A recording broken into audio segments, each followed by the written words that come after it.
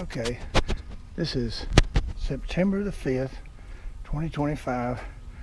3 years ago, on 9/5 of 22, I bought this 2022 Chevrolet Bolt EV 2LT. I finally washed it. I hadn't washed it in months probably. But anyway, I finally cleaned it up a little bit. I did not clean the inside of it. It's still filthy. But this thing has been awesome. I can't complain about this car. I'm going to kind of go over some of the things. See this right here? All that is not dirt. It's actually chipping that little plastic thing. So, and the other one's just like it. Anyway, let's see. I hadn't even looked at the tires. They got 20-something thousand miles, 24 something. I'll have to crank it up here in a minute. But this thing has been a little jewel. And I'll let you see inside of it in just a minute. But it's got, these are folding mirrors, but this is just the EV, not the EUV. In the EUV, you can get, I think you can get power folding mirrors, which this one does not have. But this one has so many options with the 2LT. My recommendation, if you find one of these, a 22, especially a 22, I can only speak of a 22, then you should get the 2LT. But it's got, here, let me crank it up.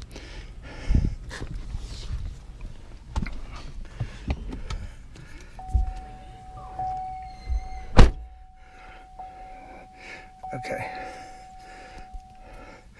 You can see it's got 23,560 miles on it. That's in 3 years, so you divide that by 3, I guess. And what was that, 8,000, about 8,000 a year, which really, until I moved here, I didn't really put that many miles on it. We drove her car a lot.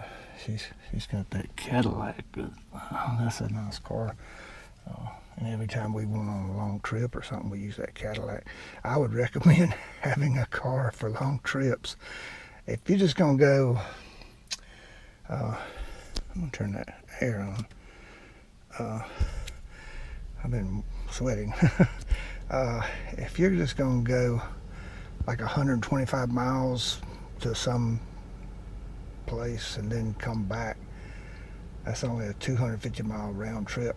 And then you can kind of see this thing started, you can see the 208 miles of range left on it. I charged it up a couple of days ago, I think, and I've gone 71 miles. So what, 279?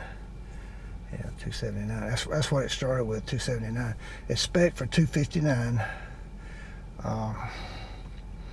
But I have seen it on a full charge as high as 314. Now that was a few months ago, and it was over 300 for at least a month. Every time I would charge it, it would go over 300.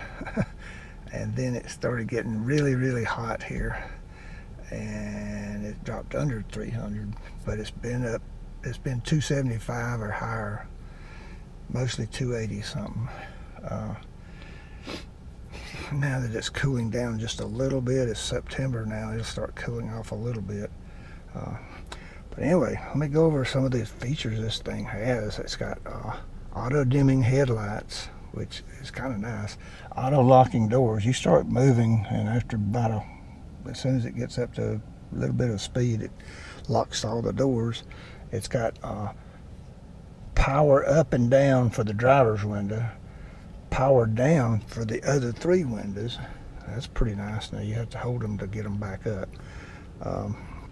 It's got Apple CarPlay and Android Auto CarPlay, I guess. I don't know what they call it. I use Apple, and I use my Waze apps. So if you go to apps. Let's see, my apps. I don't know. I don't ever do this. My apps. I guess those are apps that you could use. Oh, well, I don't know what. You can tell I never use this. But it'll play. It's wireless to this CarPlay. It has wireless charging for your phone. You can just stick your phone down in there and it'll charge. Let me turn that on. And you can watch this thing. It'll all of a sudden show that it's charging or something up there. There we go. You can see that little charging thing. Of course, I got Pandora on my phone, and I've got Sirius. I have a subscription to Sirius, so I can choose Sirius on my phone or something, and it'll play. You can make phone calls or whatever right here. I use the Waze app, and you know you can do all those things, showing traffic and everything. Show where all the cops are. No, you don't need to do that. But anyway, well, you probably do. I don't know. But the great thing about this, it has one pedal driving. You see this highlighted with this green. That means that one pedal driving is in effect. So when you don't need your brake. I mean, sometimes you might want to use your brake. But most of the time I don't use my brake. I just slow down. As soon as you take your foot off the accelerator pedal, then it starts slowing down. And there's a button right. Let's make sure that's still filming. Yeah, button right here. You pull that thing, and it slows it down even more. Okay. So if you really need to stop, take your foot off the pedal, pull that back, and press your brakes. It'll lock down pretty fast. It stops pretty fast. But if you take off this thing, if you push that button, and this one pedal driving is off, my daughter and my wife, they prefer to drive like a regular car. This is just, with that off, this is just like a gas car. You have to use your brake. This doesn't help. I don't know what you'd use that for. That thing, I don't know what that's for. And taking your foot off the pedal does not slow it down. Okay, it keeps going. So you have to put your brake.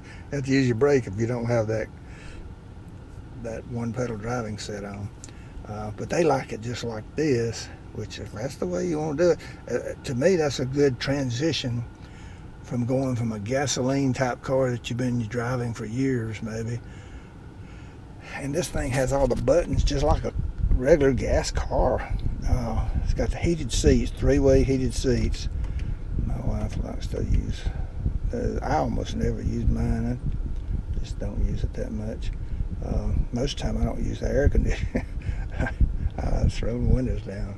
But when it gets real hot, I have to use that. But it's got, you know, defrosters and everything. It's got heated steering wheel. That's neat. For an old person like me with tired hands, that works great. Let's see. If you're playing your music and you push that button right there, it'll mute it or whatever. And then you push it again, and it starts playing again.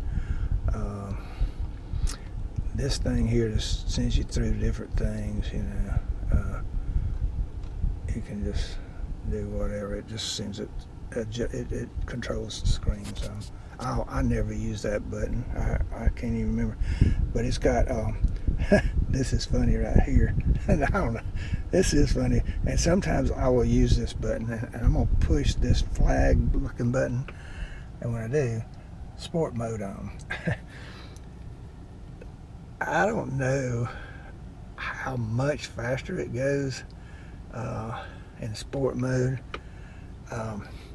but a lot of times if I pull up to an intersection and there's a what I see is a pretty fast car sitting in the lane beside me, and I want to be in his lane, or their lane, I should say. I put it in sport mode, and you have to be careful when you punch it. The wheels might start spinning, especially if it's wet. You don't want to do that when it's wet because it will break traction. Now you got traction control button right there. You got things like lane keeping, which I don't ever use because I hate it because it'll the steering wheel back. It'll try to pull you back in your lane. It has automatic where you can lock onto a car in front of you if you want to cruise. I never used that either.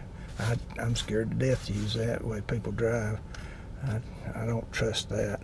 But you can do, phone control and stuff like that. You can talk on the phone with this kind of stuff. And you got your cruise control and stuff.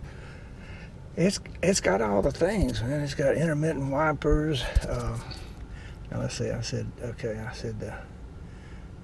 it does not have rain sensing wipers. My old Mercedes has that, but this does not have rain sensing wipers. I don't think. No, it doesn't have that.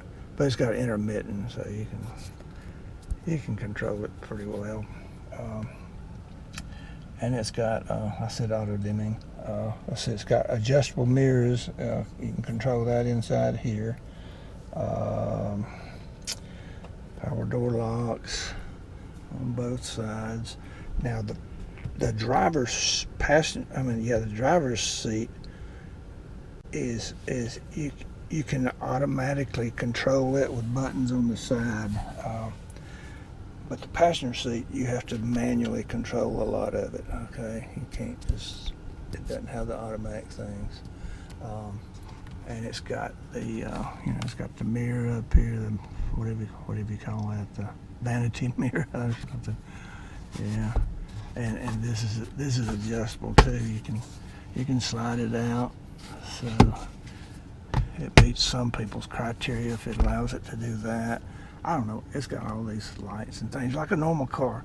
It's got this thing has, I think it's got auto dimming something in here to help with glare at night or something. I forget how that works. Not real sure about that, but it's got I'll open up the back. I'm gonna get my phone out here before I forget it. I always forget it when I leave it in there. I have to go back and get it. Of course, it's got the cup holders and it's got the little console. It's not a real fat console or anything, but it's big enough. And let's see if I'm missing anything. Of course, you got your glove box here. Got the piano black. Now this does get dusty, and that's why I keep a little cloth in here, and I just wipe it down and it cleans it right back up.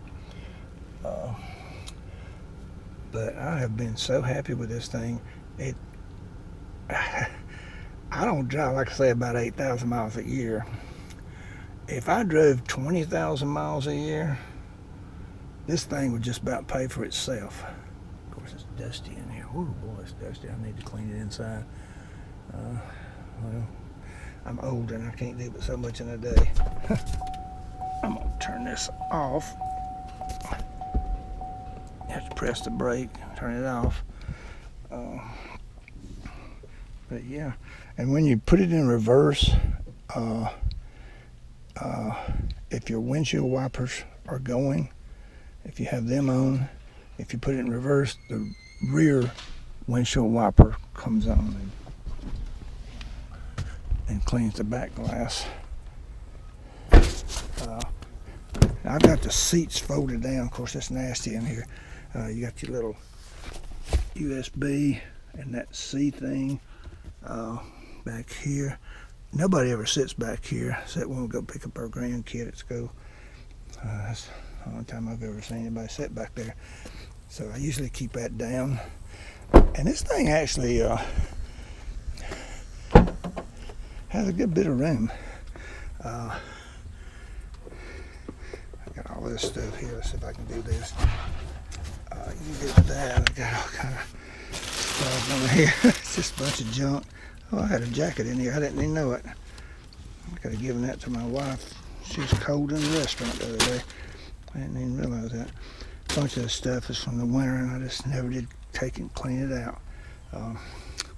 But down under there, there's some stuff down under there. I'm not even gonna pull that up, but it's stuff to if you have to tow your car and stuff like that. That's where that's located. It's under there. But now this there, I don't even know if the EUV has a button like my Cadillac has a button, and it'll close or open automatically. This does not have that. It's manual, and ain't much you can do about it. This little screen right here goes here, and it forms a screen to cover up your packages. So they do include that, and my charger is in there on my workbench. So the charger comes with the car, the charge cable or connection box or whatever you want to call it, and it'll do the 220 or the 110, 120 or 240, whatever you want to call it. But you know, it's got all the normal stuff like a car. It's got, you know, forward disc brake and all that stuff. Of course, there's nothing under here except your engine and stuff. You're not your engine, but your motor. It's not an engine, it's a motor. Plug it in right here.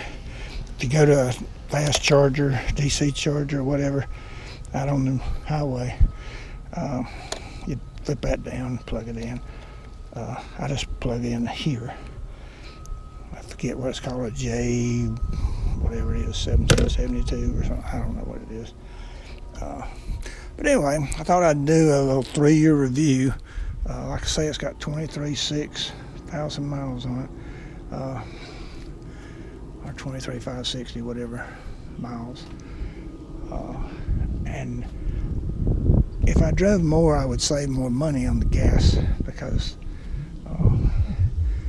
this thing just doesn't add that much to my electricity bill. I charge at home all the time.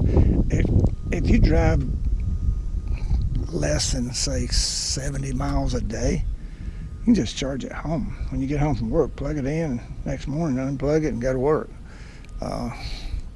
It would be a great commuter car because it really accelerates through traffic. You can get in the lane you want to get in.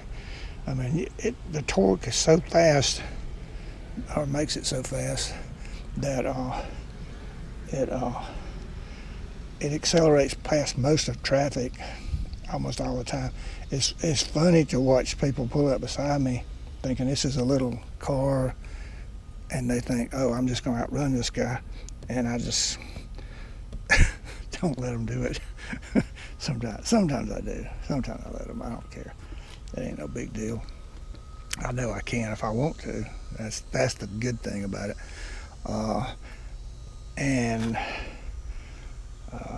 Like I say, just charge at home, and electricity is cheap compared to gasoline. Let me tell you, you fill it up 200 miles of range, probably cost you $8 on electricity. Cost you $50 or $70, whatever, in gas for the same thing. But on a trip, those DC chargers, I only went one time. I think that's the guy that lives. He's got an e-bike, I can tell. I hear that thing. But anyway, all right, that's a longer video than I really wanted. But if you're looking for a good, dependable little car, and you have a place to charge it, I mean, if you're in an apartment, that might be a problem. I don't know how you'd manually. I don't know how you'd connect the charging. You really need a garage, I would think. And especially, like, I'm older, I'm 75. Somebody like me that doesn't drive that much, I have driven literally maybe thousands of different vehicles because I grew up working on cars and I drove a different car every day, around in the shop and wherever, pick up supplies or whatever, all during, even ever since I was a little kid. As soon as I was old enough to drive, I drove so many different cars, trucks, whatever, it don't matter. This is the easiest car. It's not the fastest car. It's not the best handling car. There's a lot of things it's not. It's not the most luxurious. It's not a lot of things. But as far as easy to drive, especially I use one pedal driving. I just love one pedal driving. To me, my experience in life, all those, I know hundreds of cars. I don't know about thousands, but I know I've driven hundreds of different vehicles in my life. I've driven sports cars. In fact, that Mercedes is a sports car. I've had that going on 17 years, and this thing won't handle like that Mercedes. Okay, you can't just go into a curve thinking, oh, I'm fast. I can just go in there. It may feel like a sports car when you take off from the traffic light, but don't go into those curves because I don't know what it is. Maybe it's the batteries or the weight or something, but it kind of wants to push you a little bit into the curve. You have to just be logical about it. Don't be crazy. But I was going to mention it, and I always, and this is weird, everybody on the internet tells me never charge it to 100%. I've been using this thing for 3 years, and I have always charged it to 100% unless I had to get in the car and go somewhere before it's completely charged. But otherwise, I always charge it to 100%. And like I say, it showed 314 just a couple of months ago. That's way more than expect, and it's still 279 a couple of days ago. Expected 259. I mean, that's still higher than what expect at. That's 3 years, 23,560 miles. I just charge it to 100%, and I use. I didn't show it on there, but it defaults to 8 amps charging. But if you go to the energy button on the screen, I should have shown you that, and you hit the button to make it go to 12 amps, then it'll charge at 12 amps, which is 1.5 times as fast. So instead of getting 4 miles per hour range, you might get 6 miles per hour. So anyway, just a word of caution there. And if you charge it to 100% and you start taking off and you got it in one pedal driving, it's already fully charged. Normally when you let off, it regens the battery, and you'll see a little regen thing circling on the screen right in front of the steering wheel. But it won't charge the battery, so it just keeps going like the one pedal driving is turned off. And I'm not sure exactly when that kicks back in. Somebody said 10% or what. I forget what I read one time. You can research when it kicks back in, but it kicks in pretty fast, and it'll slow down after a few miles, it seems like to me. So, but I'm always aware of that, so I always use my brake when I first start off, because I know it's going to just keep going. It'll almost want to try to charge, but it won't. It won't regen because it's already full. I think that's why it won't work. But anyway, good luck on if you want a really good car that you can save some money on gasoline depending on your lifestyle. Now, taxes and insurance is high on this thing. They tax me like this is a $90,000 car, $100,000 car. I think I could buy a new Porsche or whatever and not pay any more taxes, property tax. I have to pay property tax in my state, which is outrageous. But anyway, it's a lot. First year it was $1,000 3 years ago. Then it went to $781, and last year it was $600. You know, for taxes on this thing. And this year, this is September. I'll have to pay tax in October, and I'm guessing it's going to be $500 or more. I don't know. Taxes is high. Insurance, they treat it like if you have a little fender bender and somebody comes up and scratches your paint or something, they're going to have to replace the battery. So they charge you like it's a $90,000 car. So taxes and insurance is like even though you pay $30 for it, you got to, you know, it's like they charge you like it's $90,000 car. I just don't get that. It's like stupid. Now see, I don't go to the gas station, so this state uses gas tax for that. You know, they know they're gonna get you that way. People have to pay a lot of money in taxes because their gas is so high. Which, you know, I don't use gas, but boy, they treat me like I do. They treat me worse than I do. It's like I don't drive enough miles. Like I say, if I drove 20,000 miles a year instead of 8,000 miles a year, I would save a ton of money because I would not use any gas, and I'd more than compensate. I save. When I was driving my Mercedes all the time before I bought this car, I was paying $150 a month for gas. Now, of course, I paid nothing. I just now got my Mercedes fixed where I can drive it again. I had to do a lot of work to it. But for Dragonfly, there you go. My electricity bill didn't go up much, if any.